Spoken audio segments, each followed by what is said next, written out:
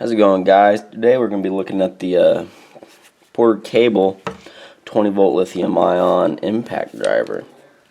I've had this thing for 3 years and it's been really handy. I've really enjoyed it. I've always really enjoyed Porter Cable tools. I know they're at top of the brand like DeWalt and Makita and Milwaukee and other brands like that, but for the price you really can't beat it. So I recently broke it. The impact no longer works. I'm guessing there's some sort of gearing here I broke. I've been working on a 350 engine and I've been undoing all the bolts on it with this, and some of them are torqued down rather tightly, so that's how I broke it. I was using it, bolt was torqued down probably too tight. It stopped and something shattered in the impact drive part of it. So here we go. Open it up. Obviously you can see I've already taken off this front rubber boot ahead of time, taking out all the screws that have been holding it together, so it's a lot easier to get apart.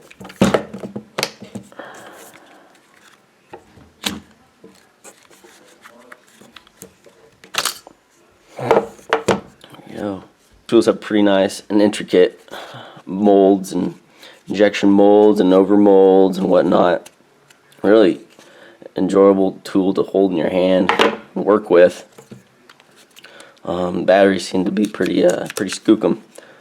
Also, as you can see, we got some control. Switch feels pretty good. I mean, it's not the most heavy duty pull, not the most dented. The switch works great. You can see this is controlling right here. Obviously, pulse width modulation control. So as you can vary. You have a potentiometer in here that reads the pull. As the pull, changes values, the potentiometer changes values. It's going to send more or less width of a pulse to this, and that's what regulates the power to the battery to the motor, and that's what regulates your speed. Obviously you see these little bright LEDs in here. Those are always real nice on both the drill and the impact driver. Heavy duty heat sink on there. That's nice. Keeps it nice and cool. Adds a little weight to it. Makes it feel, balances the tool out from the top to the bottom, so gives it a nice feel. Got your board to sense your voltage probably and whatnot, tell you the battery level.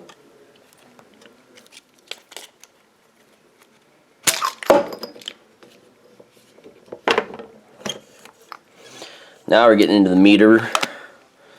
What is this? Okay, nice big motor. Always seem to provide good enough output, that's for sure. Here we go. You got a Mabuchi motor, RZ735VA-9515, made in China, of course. 18 volt. I don't know why they always do this. They always say 20 volts on their packaging, their POS, their point of sale. Basically, their packaging that the drill comes in. But as you can see, the motor is 18 volts, which is true for just about everybody. DeWalt, Makita, Milwaukee, their 20 volt tools all run off 18 volts. Alright, let's try to get this apart. Got a snap ring here. I need to get off. Come on, you damn, that hurt.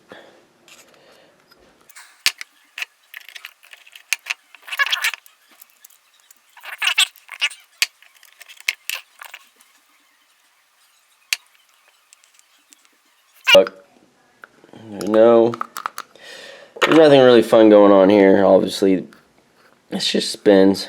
The impact ratchets it around. Actually, I'll show you how it works.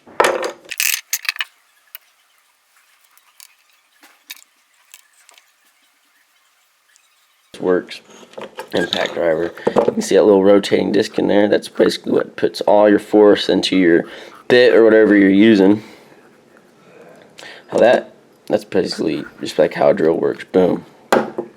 Normally, it's just connected to that solidly, you know.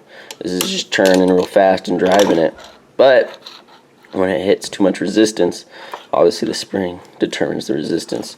This thing goes ahead and presses down, returns like that, presses down, then that loads up far enough to where it finally misses, skips over that, and it returns real fast. Boom. You got a whole bunch of stored up energy in that spring. Rotates around and provides a lot more force, instantaneous force, impact force, which really drives it home further. Pretty easy to do. You take this apart, you see the gearing. Obviously you can see double reduction going on. This spins super fast, turning all these gears, which turn on this planetary gear. And that's where we got our failure. This probably powdered metal gear for sure. Freaking broke. Shattered it. Several teeth, even skipped one. That's kind of impressive. But yeah, good big bearing there. Yeah, that's pretty good construction, but obviously cheaped out on the gears, but they all do. You know, that's what our failure mode is. Cheap ass gears, like always. Somebody probably make a lot of money just going ahead and making, you know, skookum gears for them, rather than powdered metal gears. If you saw replacements to people, they can probably pretty easily fix them. Yeah, nice big bearing there, to work on.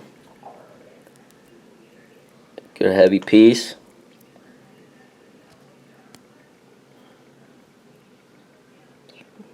So you can see this is probably done on the lathe. That's the center point for a lathe. The center point rests, and then they machine all this. Looking back at the motor, got metal bits in there. Seems to be an alright motor. Obviously it spins super fast. Nice adder gear. Take it apart. Teeth stuck up in there.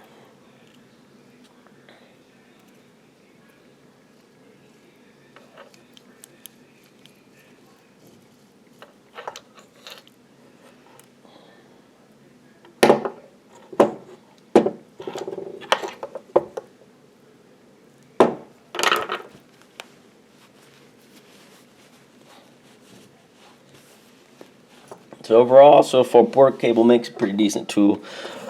Really surprised how simple their drive is. Just a switch, easy enough to do.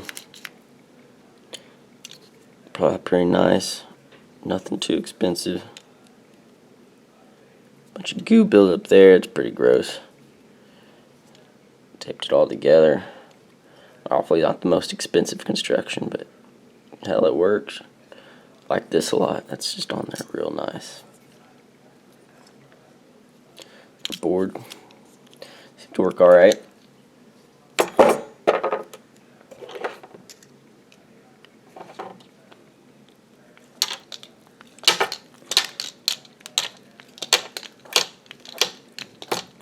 If you have a small enough screwdriver, you can just about get into filling a Phillips heads, that's for sure. Probably not the best way to do things. But the shoe fits where it, right? The shoe fits where it. On. There you go. Oh, yeah. Good amount of schmoo in there. Never a bad thing.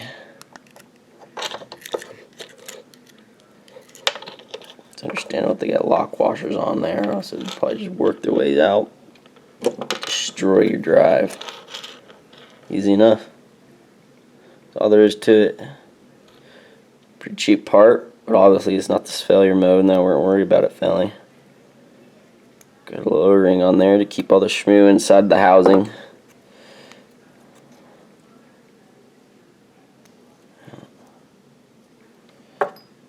good heavy gear. Find some use later for this. Probably wouldn't be a bad idea. Super simple construction. Obviously something you want to see in a tool. Obviously shit ass gears. Damn it. See if I can get this off.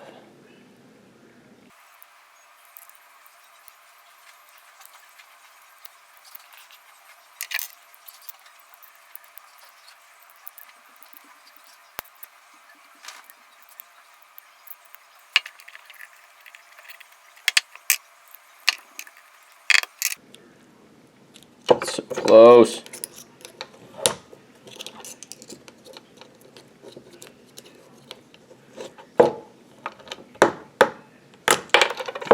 Boom.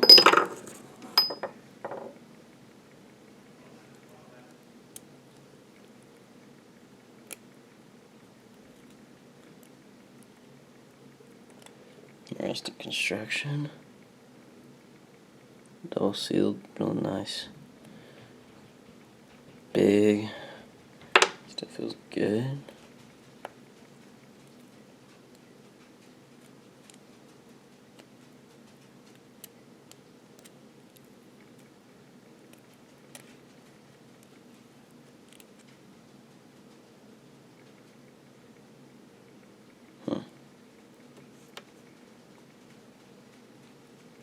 That's to keep in those pins, I'm gonna guess. Not sure why they would have that. I wonder how you get that spring off of there.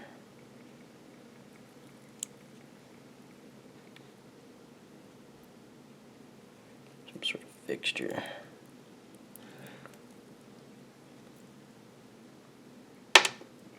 Woo! Yep, there he goes. That's what held those. Little retainer right there is all that held that in. Easy enough to fix the gear though. Like that. So try to find a replacement. She had plenty of life left earlier, that's for sure. I think that's what I'll try to do. Next time you see me, you'll probably see me fixing this. Y'all have a good day. I do recommend Porter Cable tools too. I always enjoyed them.